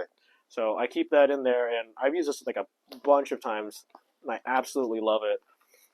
Yeah, I remember you using it at Gulf Coast Airsoft, and I saw that gleam in your eye when you were like, I've got this! Like I've got this! my whole life, all this school is paid off. It's time for me to shine. I'm putting a band-aid on a kid. You have a boo-boo. Guess what? I'm going to be a doctor in like 20 years. I hate myself for going for my doctorates, but also money. I know. I was going to go for a doctorate in environmental science, Yeah. but So no thanks. this is completely unnecessary for airsoft. It's a Turner kit, which I have this mentality of better to have it and not need it than need it and not have it, which I've had some weird instances. Did I ever tell you the range day incident? No. So I was at a range with this belt, which I'll pull up right now. This is a Condor LCS gun belt. I was at a range and I had this, and we were shooting. The guy, I think the booth next to me, is like, "Why are you wearing that at a booth range?" I'm like, "'Cause I can." Yeah. First of all, I don't care. So, but I don't know what the circumstances were, but I just remember, I drew my firearm, and I went to present, and I hear bang, person on floor. Oh, God. So I don't know if it was his holster or if he was stupid because like I don't know the circumstance behind it, or if it was just straight up an ND. Yeah. He had shot himself in the calf. So ND means negligent discharge. I'm sure everybody knows that. Yeah, so he had But shot, yeah, he shot him. If he shot himself in the calf, he was probably unholstering. Yeah, so or yeah, holstering. he was like barely that. So, Ah, this is where this part came in handy. I keep medical on my belt at any given moment of time. what does that say? That's Chinese, isn't it? So this is Japanese. It says safety Japanese. first. And then I have a I like that patch. yeah, I have a Tomcat up here because I'm a huge nerd for aviation, and it says "Anytime, baby." Yeah, that was something with your channel for a while. Oh where yeah, you're I just was playing those- video games. I'm still into those, but I have a tourniquet here. So It's you like have a two tourniquets on. Yeah, so I basically just ripped the tourniquet off I had at the time and applied it to his wound. I had to wrestle the guy to the ground just because of he's like reaching for it, like stop, get off, it hurts. I'm like, I need to assess Yeah. so I can stop the bleeding. Did you cut his pants off to look at it? I, Do you have shears in there? I actually have shears on my. I was gonna say I remember seeing them. I have them on my plate carrier, Okay. so I keep those on me at all times. He was wearing shorts, luckily enough, so I didn't have to actually cut anything. But aside from the tourniquet, I keep a fully stocked IFAK. So I have my thermal blankets, my gauze, my seal, all the bandages and all that fun stuff here. I like how that's packaged Yeah, a so lot. if I really need Oh, it, these are two M4 pouches. no, Are no, they? it came with this. So the whole thing is you just pull this tab and it just yoink everything out. Oh, okay. I won't do it, but Yeah, so I was able to get him assess the range. The range officer came over yelling like, "What the fuck is happening? Like, what happened?" And then I had to explain to him: one, I did not shoot this individual. yeah, I want to make that very clear. Two, the only reason why I'm wrestling with him on the ground is because he's trying to stop me from looking at his wound, and I need to do first aid. Otherwise, he bleeds out and dies. So Yeah. So yeah, so I'm. So then everybody else hopped on him and held him down. Yeah, they had to like kind of restrain him, and then EMS arrives and get him all shipped away. I think he's okay, but it was just a really weird story. I'm like, that's why I'm like, even though it's their stuff, I like to have my stuff rather than keep it. Yeah, I mean, if it was the calf, he's probably all right. If it was the thigh, like I'd be worried about that. Yeah, so, I femoral mean, artery. he turned out okay. Yeah, just basically it. I have my comically large dump pouch. Yeah, there's nothing wrong. I think the bigger the dump pouch, the better. That's an appropriate size dump pouch. I love this. I love this thing. It's got a great personality. Yeah, it's mine. Yeah, but I just made it because like it makes indexing, stuff I don't need a whole lot easier. See, I like that yours is more open at the top Yeah, too. I keep mine loose. Like, yeah, I'm well aware you could just tie it up and like help stuff prevent from falling out. But this is very rigid. It's very rigid and can hold a whole lot of stuff, and it's so deep that if it does fall in there, most of the time it's not coming out. See, I like this. It's got like plastic in the lip here to keep its shape and everything. I like that. Yeah, and then off to here, this is probably like my favorite purchase, which is a $10 pouch off Amazon. So those are the best, the cheap things. That's what I mean. Like this was $10, and like it holds it holds 2 AR mags. So I have I carry 2 mags on the belt. But my favorite thing is it's also a GP pouch. So I keep my dead rags in here. I keep like Allen keys, like extra stuff I may need on hand. Like this is for changing out the CO2 on my mags. Okay. On my like pistols, and I love this thing. It's helped me in so much. It's useful to have on the field for sure. Exactly. And then I have just one pistol mag up front, just so that way I can reload. Yeah. I should probably get it. Just my rule of thumb for people who build out kits is just be able to justify everything that you purchase. Like for not only for like your guns and stuff. Like if you're saying like, oh, if I do this, I could like if you should be able to just if someone asks you why do you have to start your kit, you should be able to answer it like immediately versus like have to come up with some reason. Because if you have to come up with some reason, you don't need it. Yeah. But if you can say, oh, I have this because XYZ, that means you have a purpose. It's there for a reason. It's at least in your philosophy, not a waste of money and space. Yeah. Like I have a lot of like I already went through the front side. I have my my mags. I have this admin pouch that holds stuff and this stuff. I have Sharpie, Turner kit, whatever shears. I can justify all that if you ask me why. I have my comms. Mm-hmm. Then in the back, I have a lot of stuff going on. And then it looks like I'm just trying to put something there if there's Molly available, but I have a reason for everything. Like this carries hydration, extra stuff, batteries, snackies, whatever. And then you have this is my buddy mag. See, the buddy mag is a great idea. Yeah, there's been a lot of times where like, hey, I ran out of ammo, and then it's like instead of me having to go here. Yeah. You go, just rip this off this. That's actually why I have these on my belt. These are my buddy mag. Yeah. So that I could throw someone a mag. I've got 2 mags that some guy gave me that, they work and all. Mm-hmm. But they're not the EPM ones that I like. Yeah, that's why I have I just have like some random I don't even know what brand this is. It's just some random this is like a SEMA high-speed mag. This is actually a good mag. It's just I have fitment issues with my AR. So it goes in and it feels really well. It just does not like to come out. Okay. So I have to really wrench it out of my rifle just to get it out. So I kind of just keep it here. I'm like, you got a good quality mag, just please return it. I know stuff is mine because I like to do this thing of just I like to put blue tape on stuff that is personally mine. So that way if I ever drop it or if it's somewhere out and about, I can know without hesitation that it's mine. And there's been actually times where I'm out on the field and someone doesn't shoot me because, oh, wait, the blue tape, that was on my team. I remember that. So yeah, that's good. My mags, I label all my magazines. Yeah, so that's why, if anyone asks why I have a blue tape here, and then up front, that's why. It's not a bad color. Oh, yeah. Yeah, unless you're trying to blend in. Yeah, no, it's not too intrusive, but like I said, it's just enough for someone to go, oh, yeah. Yeah. So I remembered what I was gonna ask you. We in your Discord, the Koi Pond, which I'll link a URL or whatever you want to call that below. Mm. But we had something in there where we were doing meetups.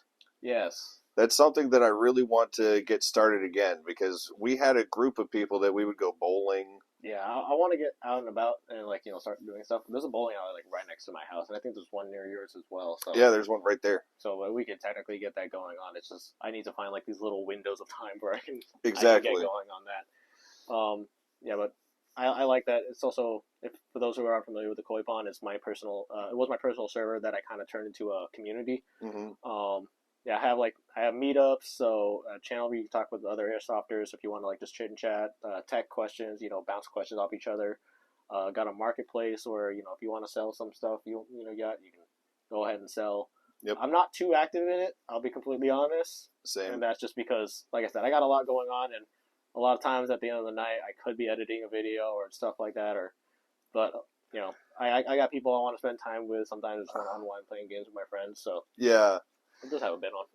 Yeah, that's the hard part about life, dude. Like, there's so many things you want to do, but there's only so many hours in the day. Yeah, it just gets so limited, and then you also only have a finite amount of energy. Like I get off work, and I'm just go, my bed looks really comfy, but I also need dinner. If I don't cook, then that means I have to go out. That's money. Yeah, you have to spend extra money. So I mean, I'm at that position too, man. Like, working from home, it's hard for me to leave sometimes just because I'm just tied to my desk. It's aggravating. But that's why I want to re-up this whole meetup thing that we were doing, because like when I told people about the podcast, we were doing this during the week, like everybody is excited about it. One of the things I want to re-up, and it's because we originally planned it for Holy Cows and just never fell through, was Ultimate Bravery. Yes. So yeah, tell everybody, because that was a great idea. That's something we're going to be doing at Gulf Coast Airsoft. I'm gonna arrange that for a day. So I'm gonna talk with them so way I can get it polished and stuff like that.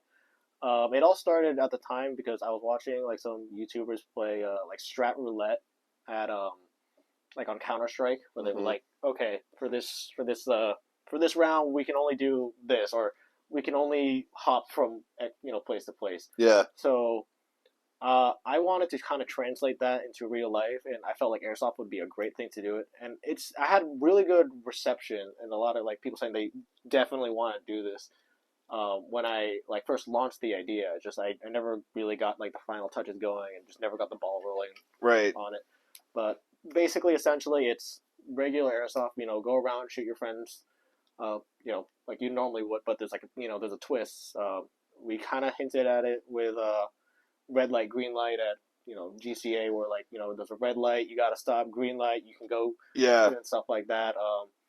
There's like it's gonna be better than new location though, because they're gonna have lights. The whole light system will literally be green, and then it'll literally turn red. I forgot what other strategies there were. Like you can only like skip certain places, or no running, just walk. So you just have to speed walk everywhere, or like you can't stop moving. Like you can't just sit at a corner. Like no, you have to constantly move. Something like that. I like that.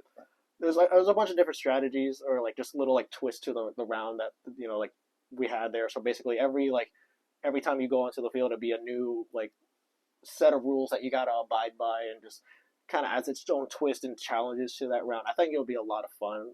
I just never, like I said, I never got the ball rolling on it.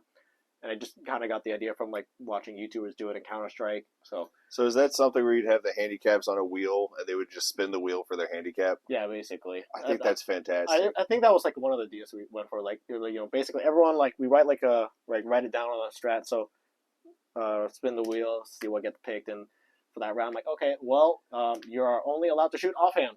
So if you're a right-handed shooter, sorry, you're left-handed now. Yeah, or you have to play with this Springer. Yeah, exactly. Like Springers only, or I forgot what other strats, or like I think one of them was just you like crouch walk everywhere. So. Yeah, crouch walk, or you're only allowed to hip fire. Oh yeah, hip fire was another one too. That would be kind of cool. So or here's a knife. Good luck. Yeah, melee only was one of them. I think that would be a lot of fun. Oh my god, that would be so funny. And someone speaking of melee, remember Scoops? My god. I haven't heard from him in a hot minute. I know. I was talking to Ruger about it on the last episode. It's like, there's this kid who used to just run around with an ice cream scoop and kill people, and like he got a lot of kills. I have a video like one where he gets like a 3-man kill, including me. Yeah. Like like he would walk around with nothing but like a sailor cap, a bag full of BBs, and an ice cream scooper. Yep. And I love that. First of all, super original. Yep. That was Never seen it before. Yeah, never I've never seen seen it it since. before. Never seen it since. It was like super original. It was super cool to see, and it was like super fun both playing against and playing with. Just seeing this kid just like literally run around with an ice cream scooper killing people. So, Yeah, or he'd like wait around a corner, then he would feel someone tap the plywood, and he would Yeah. just run around and ah! and or you get catapulted with a face full of BBs. You go, I know. I never got that. Thank God. I don't think I've ever had it happen to me, but I have been backstabbed by him. Like, I forgot what video it was, but like I ran up to a barrier and like I slid into it, and he felt me like touch the panel, and I was like looking towards the hill, Yeah. and he just comes from behind and just like stabs me in the back with an ice cream scooper, and just says, "You're dead." I'm like, man. Yeah. Man, yeah, Scoops, if you're watching, man, reach out. Come on. Yeah, it'd be awesome to hang out with you again. Come on back. He was a kid then. Like, I don't know how old he is now, but yeah, a lot of them were like really young. yeah, I mean, they're the future of the sport. You know, they're the ones that, like, if they get out of it now, like, It kind of sucks. that really sucks. Especially someone like him that really brought a lot of originality to it. Mm-hmm. Like, he'd play with a gun too, but Every now and again, but he was known for just a sailor cap and an ice cream scoop and just nothing else. yeah, and just a positive attitude. Yeah, exactly. that got him far. Yeah, but hopefully he's still. I'll be doing all right, bud. Yeah, same Hope here, you're doing all man. Hit us up. You got all the Discord information, man. Mm-hmm. But yeah. So like, what else are you into besides airsoft and school and your girlfriend and anime? Like, what else would define cool? I'm actually really into aviation. Like, Yeah. I for some reason just yeah, if you, like I said, if you go back on my channel, you can see like how much I like play like Ace Combat, Project Wingman. Growing up, Ace Combat was like a staple franchise for me. Mhm. Like at first, for me being little, it was just haha, planes go, we shoot Yeah. a missile. But I think I replayed them like when I was older and had a conscience, and and Oh, you know, I'm murdering people. And, they actually have like a lot of anti-wars, sentiment to it. Soundtracks are absolutely amazing. The story, like actually paying attention to the lore and stuff like that. yeah. I just kind of fell in love with it all over again, and I still really like aviation and like certain aircraft. Dogfights on the History Channel was another big channel for me. Like, Okay. I that basically just That was an interesting show. it was like interviews with like former pilots and talking about how like they encountered it. Like there was like the first jet ace. It was really cool to see like his like how he handled like certain situations. Apart from that, I'm a nerd. I play games. Okay. Like for the most part, like I play a lot of games on PC. Any console games? Really just Ace Combat. I do have my Switch, so like Smash and a couple other ones. Okay. But a lot of times I don't really have a whole lot of time for games. So usually I play League of Legends, which I know somebody here is going to tell me to take a shower. I'll have you know I shower regularly. I work in a hospital. I have to have good hygiene. I do, in fact, shower. Yeah, I can't even smell you here this time. Yeah, so I remember you left some piece of your equipment in my car at my house or something, and I had to spray that thing down. yeah, it was. That was some smelly stuff, man. Yeah, so I play a lot on PC. I actually I don't play it a whole lot anymore because it unironically hurts my hands. I did play a lot of StarCraft and StarCraft 2. Okay. I never got into that. It is so incredibly like brain consuming. Like there's so much things that you have to keep track of. It just kind of hurts. I know it's. So I was just talking to Aaron about World of Warcraft Mhm. because he's like, yeah, you need to play. Like, look, I played EverQuest way Yeah. back in the day when I was in high school, and I didn't even have time for it then. I played Vindictus, which is like this Korean MMORPG. It's like a hack and slash. It's a lot of fun. It's just the game's kind of dying, and it's kind of sad to see. It was a lot of fun. It's just you have to like really like stay on top of it in order to be relevant in the community there. Okay. Which honestly, the only reason why I'm somewhat relevant there is just because I made it to that high level, so people recognize me. Okay. I don't have the time to no life it anymore, so that got cut out. I'm big into zombie shooters, Left 4 Dead, Call of Duty. I really love Call of Duty. I really love Call of Duty zombies. I just don't like the new current Modern Warfare 3 zombies. I'm waiting for that to become round based, and I might dabble into it. But yeah, no, Left 4 Dead was I don't know how many hours I've sunk into that on Steam alone. Yeah, Like, I have the discs, and I've had them since they first came out when I was in college. And my roommates and I, we'd sit there, we'd kill zombies oh yeah, for that days. was also like one of my go-to games where like, oh, I'm bored, I don't know what to do, and I would just kind of launch Left 4 Dead and walk around the hospital, go, blasting zombies. There's just something about it. World War Z, that was a lot of fun. Yeah, I played that game too. That was a Yeah, blast. that was a lot of fun. I never played a I co-op kind of just though. wish they were more on top of the game, just kind of like keep like kind of a faster content flow going on because Yeah. it's like a drip feed. Like it's nothing really there. Like once you do it, you have done it all. Yeah, But they're slowly adding stuff in, but it doesn't feel like they really care about it, which kind of sucks. I think it's a great game. It's a lot of fun. It's just not really like kept up to date. yeah, that's always sad. Yeah, there's some franchises of these games that should be continuing Mhm. that aren't like. I don't know. I'm a huge Deadpool fan, Mhm. so I played the Deadpool video game like I don't know 30 times in completion. It's a perfect game. Mhm. Like I can't say unless you've actually played it, you've read the comic books, you don't know how like on point it is for Deadpool. Because I mean, the current movies, like I'm getting into geekdom here, but like Yeah, no, the current Deadpool in the that movies is that not just Deadpool. reminded me of something because Spotify out of nowhere decided to recommend me a song. It was Truly Beloved or something like that from Kingdom Hearts. Oh, the video game, yeah, And like that, I just remembered how big I was into both great game. Kingdom Hearts, Final Fantasy, and I recently found out that I think Epic actually has it for sale on PC, and I am debating on like dumping money into that because Into what, Final Fantasy? no, both because I was really big into Final Fantasy, and Final Fantasy VII was one of the best games ever. I have like one of like the remakes on PC, and then I also have I think Final Fantasy 13. I think that's Lightning Returns. I have that one because I bought that for PS3 and I got it for the PC as well.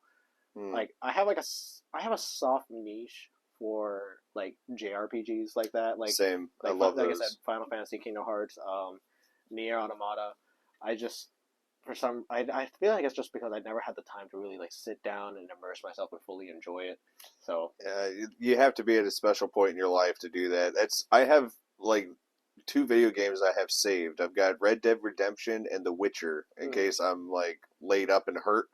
I know I can put those in, and I've got like yeah, hours. I have my PC, but like I said, a lot of times I'm like tied in with someone just kind of doing stuff, or just straight up don't have the time or energy to hop on. So that's really about it. I'm a big tech nerd. I'm having a stroke. Someone calling a hospital. Help. Are you okay? I was like, I think I was like burping halfway through. I started trying to talk. I don't have much of anything, but I've got a grenade here for you. I'll get one of those tourniquets. Those will fix it. Yeah.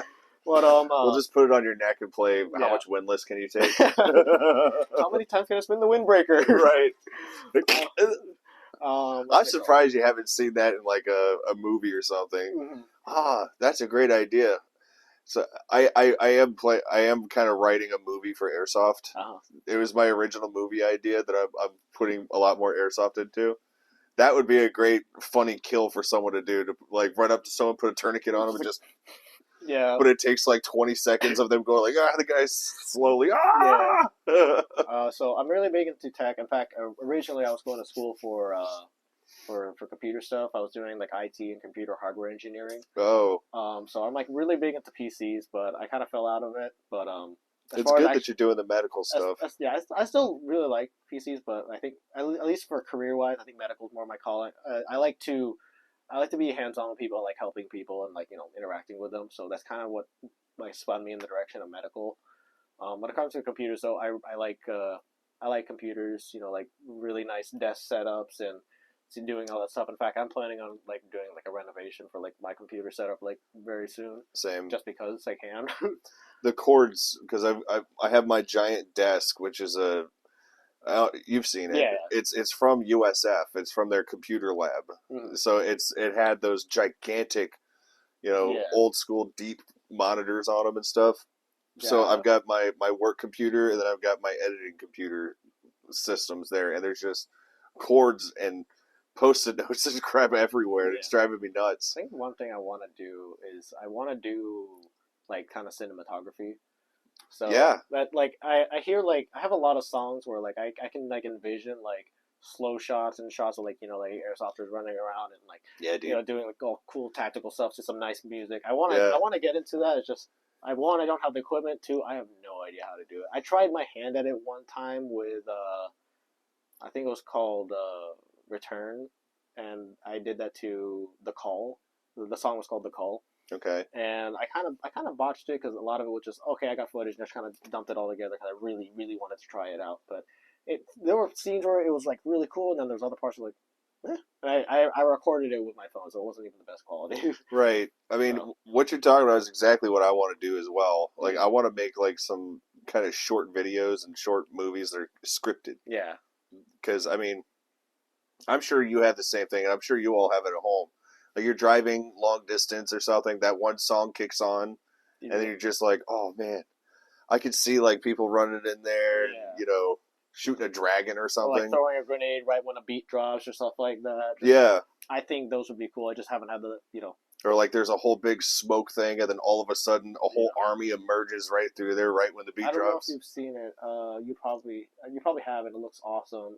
SCP Overlord. Yeah. That is awesome. Yeah, I haven't played it, but no, it's like a YouTube short film. I think the thing's like 30 minutes long. Oh. But that's not the FPS. No, I mean, okay, there is SCP one? the SCP FPS game, but this guy did this whole thing of like I think there was like an anomaly at this house that they're sent to investigate. But like it's so like really awesomely done. Like these like you could tell that they're airsoft guns if you look really close. Yes. Okay. Yeah, I did watch that. Yeah. It came out years ago, right? Yeah. I did. That's one of the things that got me thinking about like, we can make short movies here. Yeah, I want to get into it. So, but they did it fantastically. Yeah, like the color palette was beautiful. It was dark, and grimy, like dark, grimy, like very like mute colors. And yeah. Then, it was really well done. I think I need a location for it into like proper like and one there's gonna be a lot of stuff that goes into it. Like stuff that usually goes into script writing. Obviously the cinematography in itself, color balancing, and all that fun stuff. I want to get into it, and it's always been like a soft spot for me because I like photography and cinematography in general. Well, let's collaborate on it. Let's figure it out together because I'm planning on buying some cameras and stuff.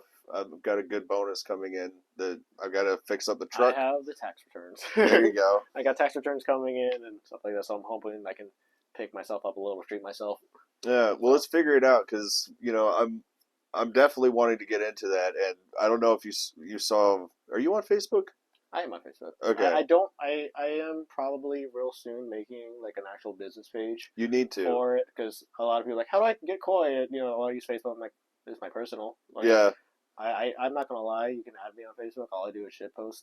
Yeah. On my main account. So, yeah, I mean, you're welcome to give them whatever information you want. I'll probably get that page up and running like sometime within like the next month. Just set it up the way I like it. Yeah, it'll be a good way for all of us really to tag you and stuff. Because once you get back into action again, the photographs will come flowing. Yeah, so like I didn't even declare a hiatus this time. It's just the hiatus declared me. Yeah. So.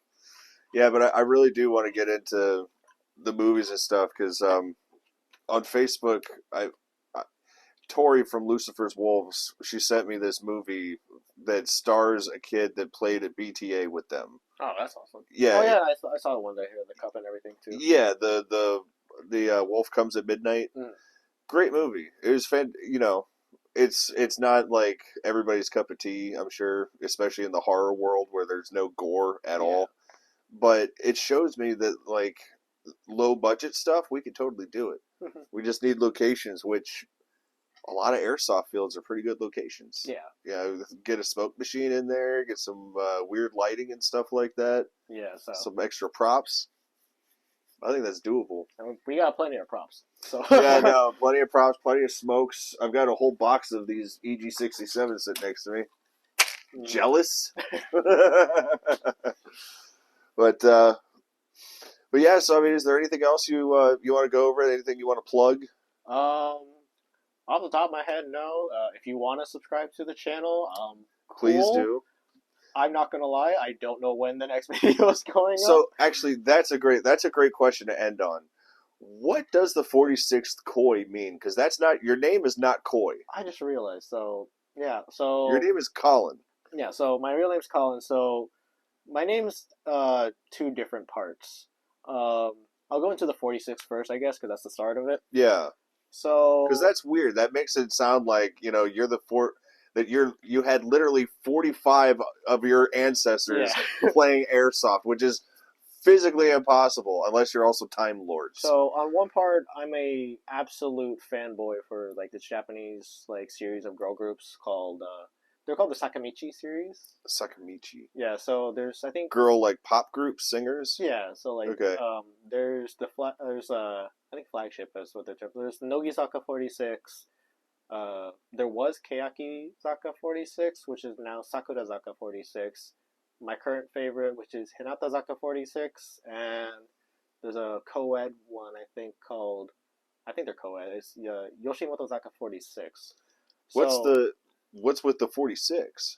They there's so Japan's like biggest idol group is AKB48. They made their own like series, like with the whole thing of we can do better with less members. So that's where the 46 originally came from. So they had 48 members in a pop group. Yes. Holy crap. So yeah, I think the idea was basically at any given time they could do like everything all at once, like basically a performance, fan meet, and handshake signatures, like all at the same time. Oh, they just rotate? Yeah, and then there's like different members. So the group hasn't ended. Members have left and come in. So like, you have like third gen, fourth gen members, etc. Yeah, like Menudo. Yeah. So but Sakura Zaka, which is formerly Keyaki Zaka, when they were Keyaki Zaka 46, they had a lot of songs that kind of like really stuck out to me. Like there were songs about promoting your own individuality, embracing who you are, and at the time, like I still struggle with depressive episodes at time because that is something that I struggle with. Same. But you're not alone in yeah. that. There's a lot of us that do. Yeah, there's no shame in it either. Yeah, so it really got me through like some really rough patches. So I've kind of I took 46 as a way to pay tribute to that, as well as kind of show my support for these groups because I really like, I really really like these groups, not just because like pretty girl singers, but yeah, like they're a lot of the songs I really like. They stick out to me, and then just kind of vibe with it. There's no real. Is there any song you'd recommend for people to watch or to listen to? I guess you watch it on YouTube. Yeah, right? if you want to watch it, actually, there's a really good song that promotes like individuality and embracing who you are. And if you're into cinematography, it's really really well done because it's a one shot. Oh hell yeah! So I love that. Keyaki Zaka 46, Kuro Hitsuji, which means black sheep. That's a really good song if you want to both listen and watch it. Okay, so Black Sheep. Yeah, Black Sheep by Keyaki Zaka 46. How do you spell Keyaki Zaka? Do you know how? Yeah, KEYAKIZAKA. Okay. 46. With a belch. Yeah, I'm burping. Other So- than that, I'm like really big into Hinata Zaka 46. My favorite song is Kimishikatan, which means I think only you look best. Okay. So all their songs are in Japanese. They don't translate them into. Do they have like subtitles? There's like fan made subtitles for it, but Okay. that's really about it. The second part of my name, though, so for Filipinos, you're often given like a nickname that only like close friends or family call you, Mm-hmm. and mine growing up was Kokoi. Kokoi. Yeah, a lot of people would just shorten it to Koi, and I started one because it's Koi. I kind of started taking koi fish as like my persona. Almost. Yeah. That's why I have the koi pond, and I have this keychain on the back here with koi fish, and that says good fortune Hell or yeah. something like that. I think it's a fortune charm. I don't read Chinese, Yeah, I don't either. I so can barely read English. that's where the second part of my name came from. I went through like different like names at the time, but I kind of settled on 46 Koi just because 46 pays tribute to the Sakamichi series of groups that I absolutely adore and I hold them in close regard, and I'm a big fan of them at the end of the day. Okay. And then And then Koi, obviously, that's just kind of my own like personal twist to it. Like technically, like well, like I said, normally you only get called that by close friends and family, but I made it my tack name or whatever. Yeah, your my call little- sign. Yeah, my call sign, Yeah. and so that's why like Airsoft is technically the only ones who break that rule. Yeah, I mean, I don't think I've ever referred to you as Colin. Yeah, I'm not gonna lie. There's certain times where like if certain people call me by my like regular English name, it feels weird. Yeah, Like, I'm very much used to you calling me Koi, but if you call me Colin, like this is weird. I know because like I've known Collins throughout my life. You're the only Coy that I know. That's special. It's like people like Slaughterhouse. Like why would I call him Shane? Yeah. There's literally a movie named Shane. Okay, there's nothing there's nothing special about that. But Slaughterhouse, yeah. Well, that's cool. I'm glad that everybody finally understands what the 46th Koi means. Yeah, so I like to like pay tribute. Like if there's anything like a little secret about myself is that I like to pay tribute to things I hold dear Mm-hmm. and like things I always really like. So that's why like for example like on my kit I have a lot of Philippine like I run Philippine patches. I was born here in the United States, so Mm-hmm. I am an American citizen, but I've always considered the Philippines my home, Right. and that's why I continue to. I've also always been proud to be a Filipino, so that's why I will continuously, like represent like the Philippines. Good. So that's the only reason why I don't wear the American flag. Not that I have really anything against the United States. Yeah, Just, I think it's an accent for you.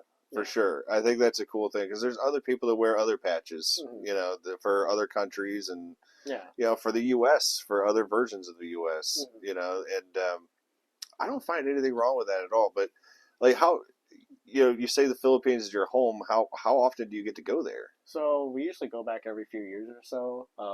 We were supposed to go back in 2020, but then things happen and kind of Crappiest year of my life. Last time I was home, it was 2018. So Okay. that was 6 years now. Jesus. Yeah, that's 6 years. Holy Oh. crap.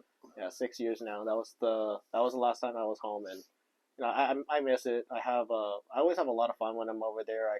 Every time I come back to the States, I'm a good few pounds heavier and I'm quite a few shades darker. Yeah. So, but Nothing wrong with that, dude. yeah, You got to do that every once in a I have while. a lot of like all my family's over there. Like my aunts, uncles, cousins, grandparents. They're all over in the Philippines, and yeah, I just like enjoy like going over there and visiting, experiencing life, what it's like over there. It's always fun, which is actually I think the motto for the Philippines is it's more fun in the Philippines. Yeah. So That's funny because so far I've had 2 guests on, and both of you guys like to travel. I don't really get the chance to do it like so often, but well, you're in school. It's Yeah, going to so- be hard. Yeah, so- it's expensive to travel. Oh yeah, so like usually we stay there for like about a month and visit the family and stuff like that.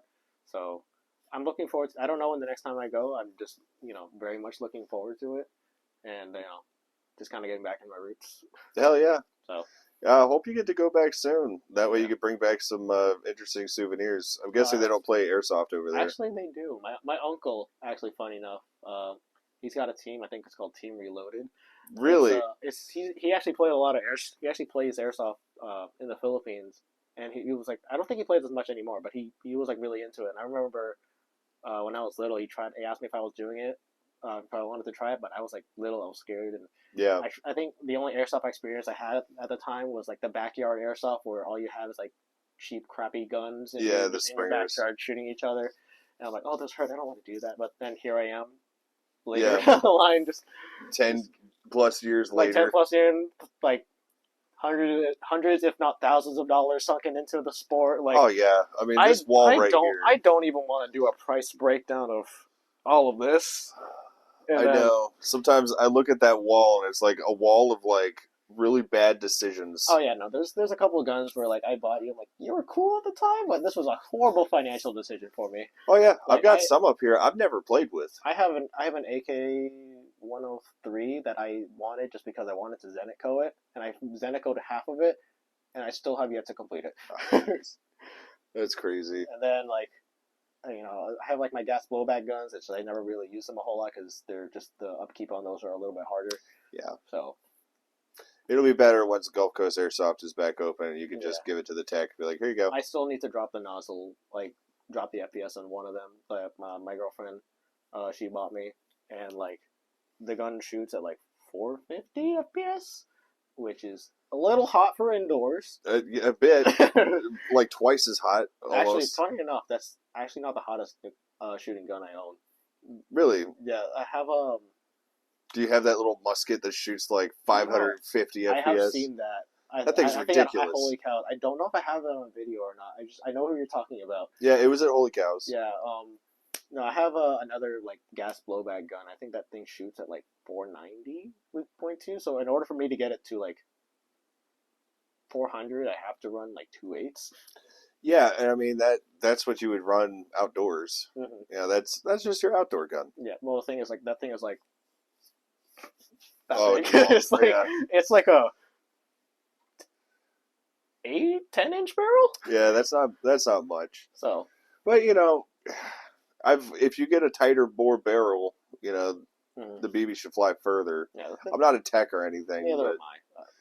I don't have time for that. Neither do I. Thank God we have other people to do I that. wouldn't have like the space in my like apartment to like really even work on it. So Yeah. I mean, I do have the space in here, but I'm not going to do it. I just don't have the time, and other people are way better at. Just like with my car, my neighbor's a master mechanic, so literally everything that goes wrong, if I don't text him and he sees me messing with it, he comes over. He's like, "What are you doing?"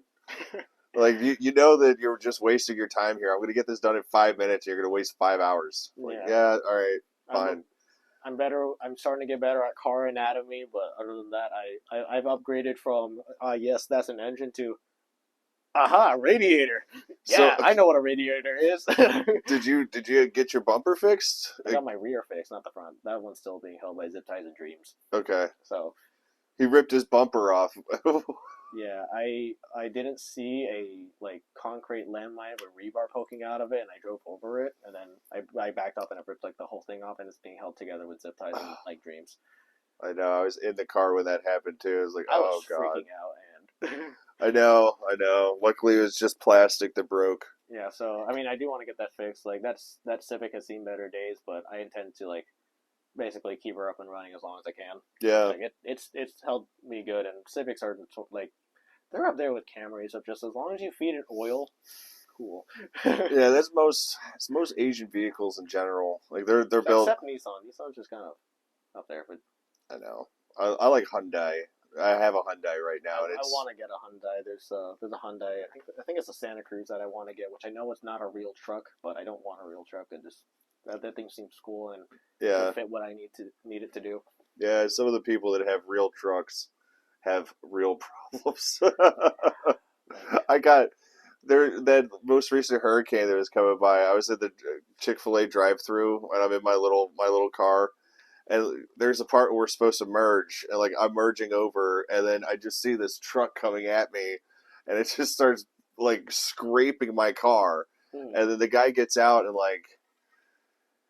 He obviously could not even like see over the steering wheel. Like he didn't see my car at all, and I was right next to him. I was like, "Well, yeah, dude, I saw you. You're just like this monolithic thing coming at me."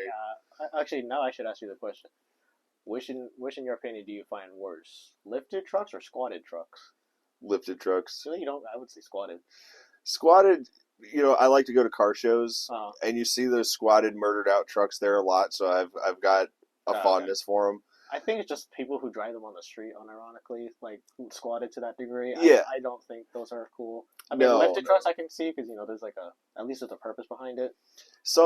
See, I like it when there's a purpose behind it, but some when you're people doing get it just for show, Yeah. it's stupid. Like I can tell when you're doing it just for show, especially when you take like a tiny like crew size cab truck hmm with like a short bed and you lift it. Yeah, It looks so ungodly proportioned. Yeah, we had a friend at Holy Cows that he had a truck, and then he decided to get it lifted by like a foot or something like that, and like he's climbing up into that thing, and like 6 months later, he drives back to the field and it's back down again, regular height. He's like, "Nah, I didn't need that. It was just for show," and like I got tired just climbing up into my Yeah. car.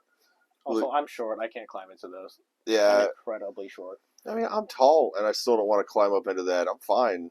I could drive just a regular sedan. It's not a big deal for me. Yeah. But so, is there anything else that you wanted to cover?